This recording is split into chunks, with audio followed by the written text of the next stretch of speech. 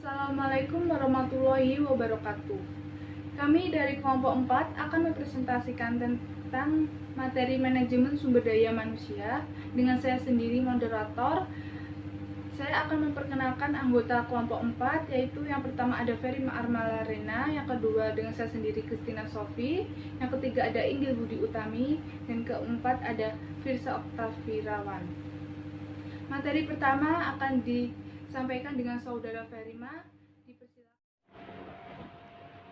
Manajemen sumber daya manusia sebagai sebagian dari pengorganisasian atau pengarahan. Sebagian orang mungkin bertanya-tanya mengapa manajemen sumber daya manusia ditempatkan dalam fungsi pengorganisasian dan bukan di fungsi pengarahan atau pengimplementasian. Ada beberapa alasan mengapa manajemen sumber daya manusia ditempatkan pada bagian fungsi pengorganisasian.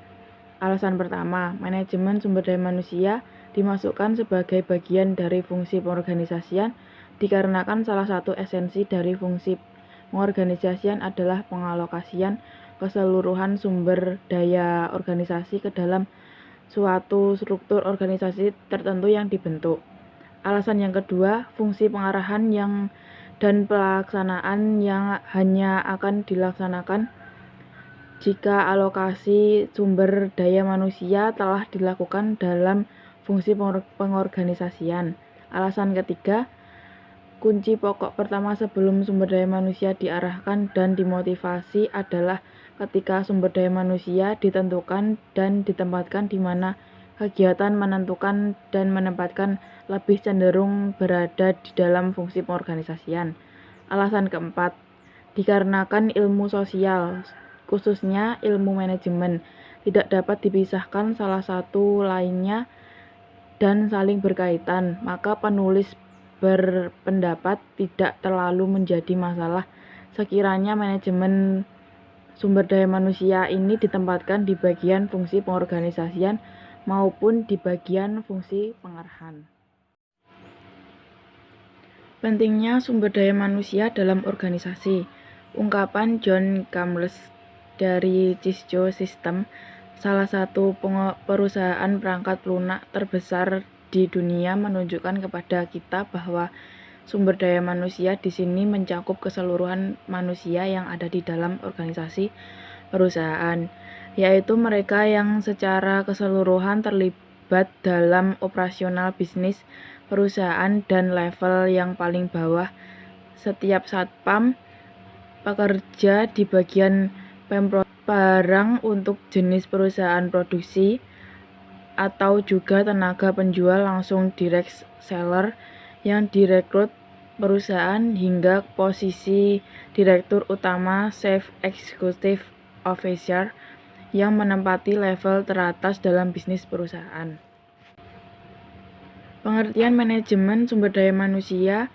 Pengertian ini mencakup dari mulai memilih siapa saja yang memiliki kualifikasi dan pantas untuk menempati posisi dalam perusahaan seperti yang disyaratkan perusahaan hingga bagaimana agar kualifikasi ini dapat dipertahankan dan ditingkatkan secara dikembangkan lebih baik. Pada dasarnya, fungsi bagian personalis adalah merencanakan konsep perekrutan, pengembangan, dan meningkatkan kualitas sumber daya manusia yang diperlukan oleh perusahaan. Kebijakan-kebijakan yang menyangkut peraturan tenaga kerja, kualifikasi, perekrutan, pengembangan karir, dari mulai pengiriman tenaga kerja untuk mengikuti pelatihan-pelatihan hingga melanjutkan studi. Baik, materi selanjutnya akan dijelaskan oleh Christina Sofi. Baik, terima kasih saudara Farima. Berikutnya saya akan memperjelas tentang proses manajemen sumber daya manusia. Merupakan segala proses yang berkaitan dengan upaya yang dilakukan dari mulai perencanaan sumber daya manusia, perekrutan, penandatan kontrak kerja, penempatan tenaga kerja, hingga pembinaan dan pengembangan tenaga kerja guna menempatkan dan tetap memelihara tenaga kerja pada posisi dan kualifikasi tertentu, serta bertanggung jawab sesuai dengan persyaratan yang diberikan kepada tenaga kerja tersebut. Proses manajemen sumber daya manusia dibagi menjadi 5 proses. Yang pertama ada human resource planning, yaitu merencanakan kebutuhan dan pemanfaatan sumber daya manusia bagi perusahaan. Yang kedua ada personal recruitment, yaitu mencari dan mendapatkan sumber daya manusia termasuk di dalamnya rekrutmen, seleksi, dan penempatan serta kontrak kerja. Yang ketiga ada personal development, yaitu memelihara sumber daya manusia termasuk di dalamnya program orientasi tenaga kerja, pendidikan, dan pelatihan. Yang keempat ada personal maintenance, yaitu memelihara sumber daya manusia termasuk di dalamnya pembinaan penghargaan, insentif jaminan kesehatan, dan keselamatan ketenaga kerjaan. Yang kelima ada personal utilization, yaitu memanfaatkan dan mengoptimalkan sumber daya manusia termasuk di dalamnya yaitu promosi, demosi, transfer, dan juga separasi. Perencanaan sumber daya manusia atau Human Resource Planning, yaitu perencanaan sumber daya manusia dalam perencanaan strategis untuk mendapatkan dan memelihara kualifikasi sumber daya manusia yang diperlukan organisasi perusahaan dalam mencapai tujuan perusahaan. Langkah-langkah perencanaan sumber daya manusia atau Human Resource Planning dibagi menjadi 5 langkah. Yang pertama ada representasi dan refleksi dari rencana strategis perusahaan. Kualifikasi sumber daya manusia nantinya dirumuskan dengan memenuhi kriteria sebagaimana yang disyaratkan dalam perencanaan strategis perusahaan lainnya seperti bagian produksi dan pemasaran. Yang kedua ada analisis dari kualifikasi tugas yang akan diemban oleh tenaga kerja. Merupakan upaya pemahaman atas kualifikasi kerja untuk pencapaian rencana strategis perusahaan. Pada tahapan ini ada 3 hal yang biasanya dilakukan, yaitu analisis kerja atau analisis jabatan, deskripsi kerja, dan spesifikasi jabatan. Yang ketiga ada analisis ketersediaan ketenaga kerjaan. Berdasarkan evaluasi kegiatan perusahaan menganalisis apakah ketersediaan ketenaga kerjaan yang dimiliki perusahaan yang mencukupi untuk memenuhi kebutuhan perusahaan di masa yang akan datang atau tidak. Yang keempat ada melakukan tindakan inisiatif, yaitu analisis terhadap ketenaga kerjaan yang ada di dalam perusahaan dan keperluannya bagi masa yang akan datang membawa pada kesimpulan. Yang kelima ada evaluasi dan modifikasi tindakan. Apa yang direncanakan dalam manajemen sumber daya manusia juga harus senantiasa dievaluasi dan dilakukan tindakan korektif sekiranya ada ketidaksesuaian atau terjadi perubahan seiring dengan perkembangan yang terjadi di perusahaan. Penyediaan sumber daya manusia atau personal recruitment yang disebut juga rekrutmen, yaitu upaya perusahaan untuk mendapatkan tenaga kerja yang diperlukan sesuai dengan kualifikasi yang telah ditetapkan oleh perusahaan. Rekrutmen dibagi menjadi 2, yaitu rekrutmen internal dan rekrutmen eksternal. Rekrutmen internal yaitu proses untuk mendapatkan tenaga kerja atau sumber daya manusia yang dibutuhkan dengan mempertimbangkan tenaga kerja yang dimiliki oleh perusahaan. Sedangkan rekrutmen eksternal, perusahaan mendapatkan ketenaga kerjaan atau sumber daya manusia yang akan ditetapkan pada suatu jabatan tertentu yang diperolehnya dari jalur perusahaan. Seleksi tenaga kerja. Seleksi tenaga kerja adalah langkah selanjutnya yang harus dilakukan perusahaan setelah perusahaan menetapkan jenis rekrutmen yang akan dilakukan apakah internal atau eksternal. Seleksi tenaga kerja dibagi menjadi 3. Yang pertama ada seleksi administrasi, yaitu berupa proses bagaimana perusahaan melakukan validasi dan verifikasi atas segala persyaratan administratif yang dipersyaratkan calon tenaga kerja yang akan ditetapkan pada suatu jabatan tertentu. Yang kedua ada seleksi kualifikasi, yaitu perusahaan melakukan seleksi calon tenaga kerja dari sisi kualifikasinya, yaitu menyangkut kesesuaian calon tenaga kerja tersebut dengan jabatan yang akan ditempatkannya. Yang ketiga ada seleksi sikap dan perilaku, yaitu calon ketenaga kerjaan diuji dari sikap dan perilakunya sebagai pribadi, tenaga kerja maupun ketika bekerja secara tim. Perusahaan berusaha memperoleh informasi yang memadai mengenai sisi psikologis dari calon ketenaga kerjaan. Penempatan tenaga kerja. Perusahaan melakukan semacam program pelatihan orientasi dan bertujuan untuk mengadaptasi tenaga kerja dengan lingkungan perusahaan.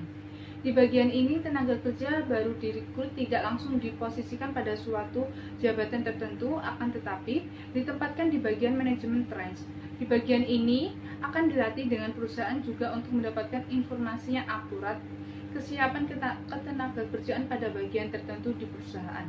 Dengan adanya program penempatan di departemen yang berbeda-beda, maka kecenderungan dan kualifikasi tenaga kerja akan lebih dapat terlihat oleh perusahaan. Materi selanjutnya akan dijelaskan dengan Saudara Inggil. Baik, terima kasih Christina Sofi. Selanjutnya ada pengembangan sumber daya manusia atau personal development. Bagi tenaga kerja yang baru, program pengembangan ini biasanya diakomodasi melalui program orientasi perusahaan, di mana dalam program ini tenaga kerja diperkenalkan pada lingkungan kerja perusahaan, baik secara internal maupun eksternal perusahaan. Bagi tenaga kerja yang lama, upaya untuk tetap memelihara produktivitas, efektivitas, dan efisiensi perlu terus dilakukan untuk memastikan tenaga kerja tetap terpelihara kualifikasinya sesuai dengan perencanaan strategis perusahaan.